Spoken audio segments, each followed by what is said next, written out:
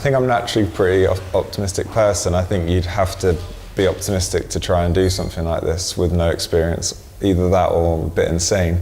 I mean, there were some pretty bad and rubbish times throughout the last couple of years, but to be honest, I don't massively like talking about it, and for me it's one of those things where you just get over it and you focus on the next aspect or time in your life and move on from it, because if you sit and wallow, then you're all just going to sit and wallow for the rest of your life and always regret things you did or didn't do, and you'll never sort of continue to enjoy life, really, I don't think.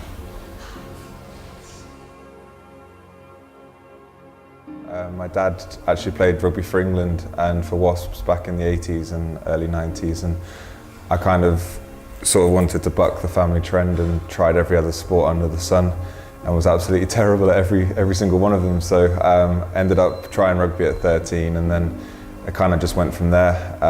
Started playing for my local club and then got picked up with the county stuff, and then got into the Harlequins Academy, and sort of as I got older then got into the England age group, under 16s, under 18s, and then sort of after I finished my A-levels, then I went on to play for Quins full time. Played 6 seasons there, had a really good time, but was always quite frustrated about the amount of game time that I was getting. So the move to Worcester for me was a sort of a chance to sort of start afresh and really try and nail on a starting spot in a Premiership team. And I signed a 3-year deal with Worcester.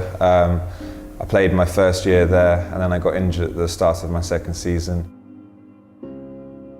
If you spoke to any professional sportsman, being injured is the worst time in your career, but with every injury you've always got the sort of light at the end of the tunnel moment where you know you're going to get fit and you're going to get to run back on the pitch or play your next game of tennis or whatever sport it is you're involved with. But you do need, regardless of whether you do come back from that injury or not, you do need that focus away from rugby to sort of take your mind off it and actually stop spending all your energy worrying about your injury or worrying, will I make it back, or won't I?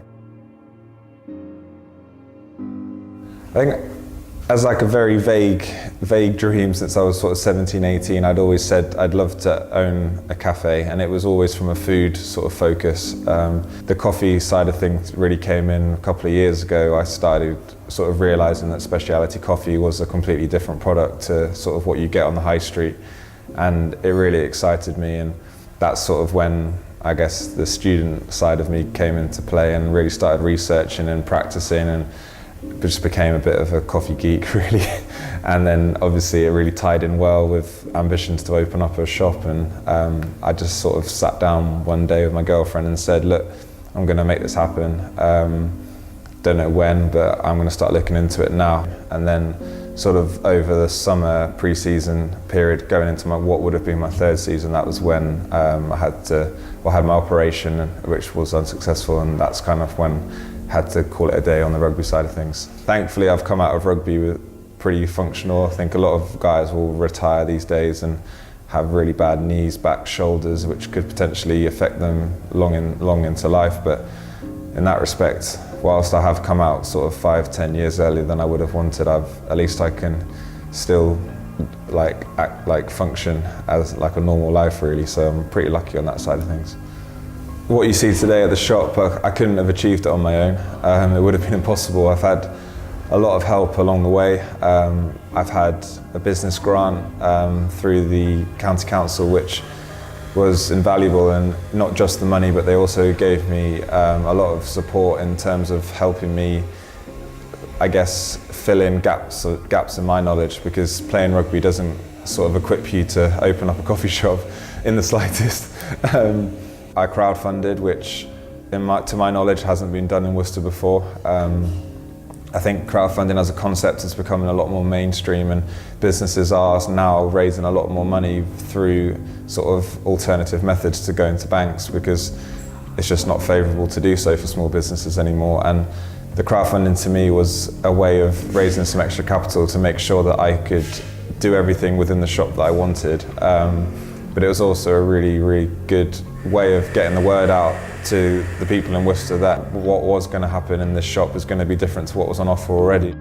The whole process, and I try and do it in all aspects of my life is quite goal orientated, and you're taught that from a very young age as a professional sportsman, that if you just float through life or float through rugby, you're not really going to achieve your full potential because you get distracted, you don't focus on the correct things, or you don't move on as much as you should. And I think that was a big thing during the injury, was to have this was my end goal, and there were lots of mini hurdles or goals, you can call them, along the way to get there.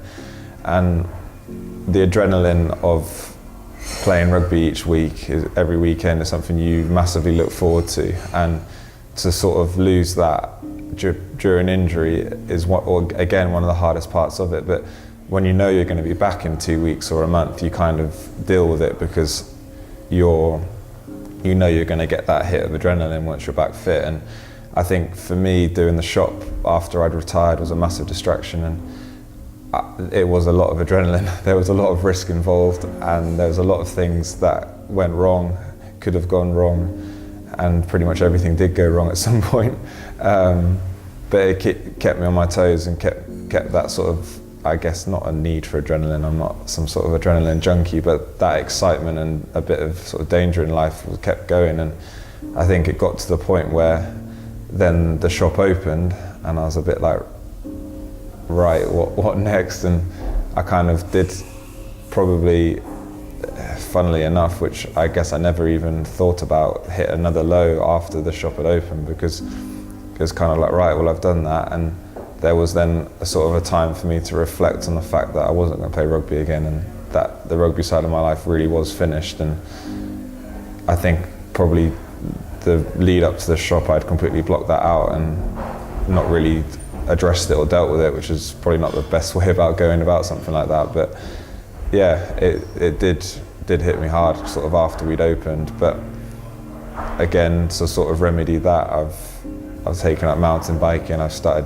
doing some training again, and I think those sort of little elements of being able to really switch off from the shop have made a sort of a huge positive impact on sort of my mindset and my outlook. Because I mean, you guys know when you open up your own business, it's a 24/7 thing. Whilst you might not be at the shop because it closes at 4, you're still working till midnight doing accounts or planning stuff, or even if you're watching telly, you're still thinking about what you could be doing. So I think having the training back in my life and also going and doing the mountain biking is a really good sort of switch off, whereby I literally cannot think about the shop. I have to think about what I'm doing at that time, and I think again that's had a really positive impact since I've opened. This is my first business venture, and some people have said to me that I was a bit mad to take on something so big as my first thing, but I think you can do anything if you sort of really set your mind to it and you're passionate and committed. And it's been a massive learning curve, and it's been a case of me going away asking advice or getting help or doing a lot of research, and we've got here, we're open, and that's kind of the main thing. And I'm sure I'll look back on this in a 5-10 years time and sort of laugh at how naive and stupid I was at times, but I've enjoyed the process. It's been really, really tough but massively rewarding.